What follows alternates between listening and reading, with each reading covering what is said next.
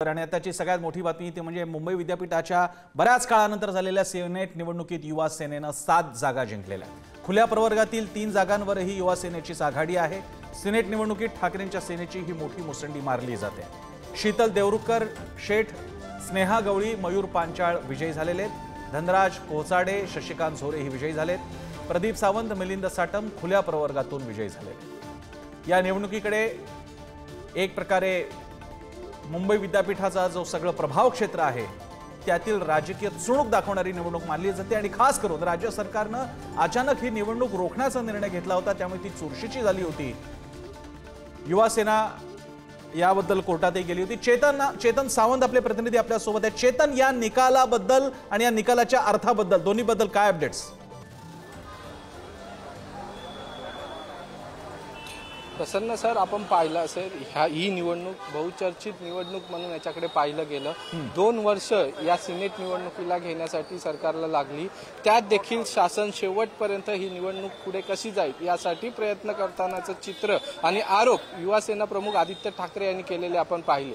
ही निवडणूक मंगळवारी झाली। या निवडणुकीमध्ये एकूण 13,405 मतदार होते आणि यापैकी 7,200 मतदारांनी मतदान केलं। यानुसार आज जो कोटा ठरला होता तो कोटा होता 1116 मतांचा। त्या अनुसरून आतापर्यंत युवा सेनेच्या 10 पैकी 7 उमेदवार हे यातील 5 उमेदवार हे विजयी आहेत, तर 2 उमेदवार हे विजयाच्या जवळपास आहे, म्हणजेच आघाडीवर आहेत। थोड्याच वेळात उरलेल्या 3 उमेदवारांचा देखील निकाल येईल। मात्र सगळ्यात महत्त्वाचं म्हणजे सिनेटची निवडणूक का महत्त्वाची आहे किंवा सिनेटचे हे जे सदस्य आहेत हे किती महत्त्वाचे आहेत, त्याचं कारण असं आहे की गेले 2 टर्म या सिनेटवरती युवा सेनेचं वर्चस्व पाहायला भेटलं। 10च्या 10 जागा आदित्य ठाकरे यांच्या नेतृत्वाखाली युवा सेनेने इथे आपलं वर्चस्व कायम ठेवलं होतं।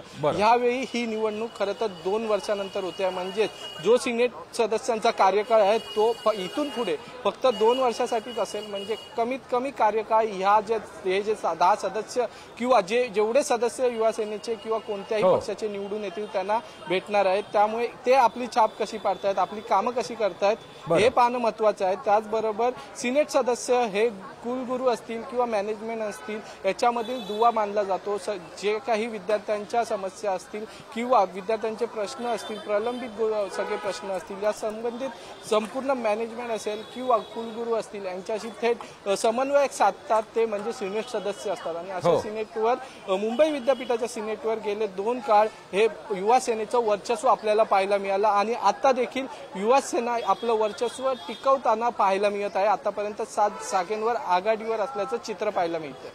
चेतन, आणखी एक प्रश्न म्हणजे या निवडणुकीचं हे झालं, सिनेटच्या निकालाचं विश्लेषण तू केलेस, अगदी योग्य प्रकारे सांगितलेलं आहे। याचे अर्थ काय मानायचे? या निवडणुकीवरती अचानक राज्य सरकारकडनं स्थगिती आणली जाते, युवा सेने कोर्टात जाते, कोर्ट आदेश देते, निवडणूक होते आणि निकाल हा असा समोर येतो, याचा अर्थ काय?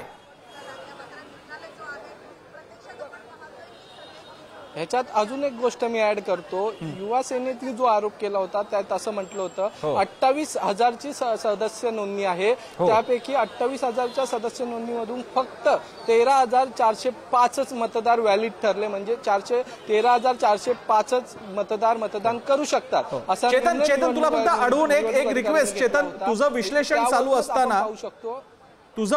चालू असताना प्लीज आपल्या कॅमेरा पर्सनला सांगून आजूबाजूचा माहोल जरा दाखवला तर बरं पडेल। तुझं विश्लेषण चालू ठेव, पण कॅमेरामनला मात्र बाजूचा परिसर दाखवायला सांग प्लीज।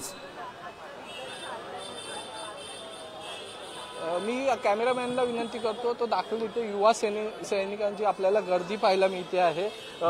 ज्यावेळी पहिल्या 5 उमेदवार हे जिंकून आले होते आरक्षित जागेंचे, तर आपण पाहू शकतो आता आपण मुंबई विद्यापीठाच्या बाहेर आणि माझ्या दोन्ही बाजूला कार्यकर्त्यांची मोठ्या प्रमाणात गर्दी झालेली आहे।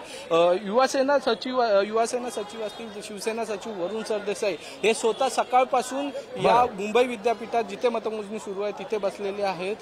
ते या निवडणुकीचं आदित्य ठाकरेंनंतर या निवडणुकीचं प्रतिनिधित्व ते करत आहेत, नेतृत्व ते करत आहेत, त्यामुळे ते सकाळपासून इकडे आहेत। त्यांनी देखील हा विश्वास बोलून दाखवला होता की 10च्या 10 जागा आमच्या निवडून येतील आणि त्यानुसार आपण पाहू शकतो तर इथे आतापर्यंत 7 जागांवर युवा सेना आघाडीवर आहे। त्यानुसार जसजसा निकाल समजत चाललाय तसा विद्यापीठाबाहेरील गर्दी वाढू लागली आहे।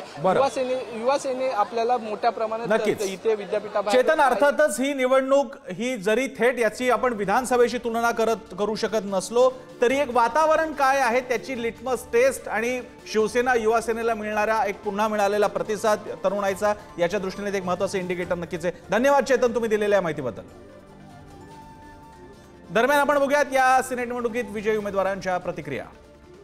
आदित्य साहेबांनी दिलेल्या संधीचं एक सोनं करायची एक चांगली संधी मिळालेली आहे. मी आदित्य साहेबांच्या बरोबरीनेच उद्धव साहेबांचे सुद्धा आभार मानते आणि आमच्या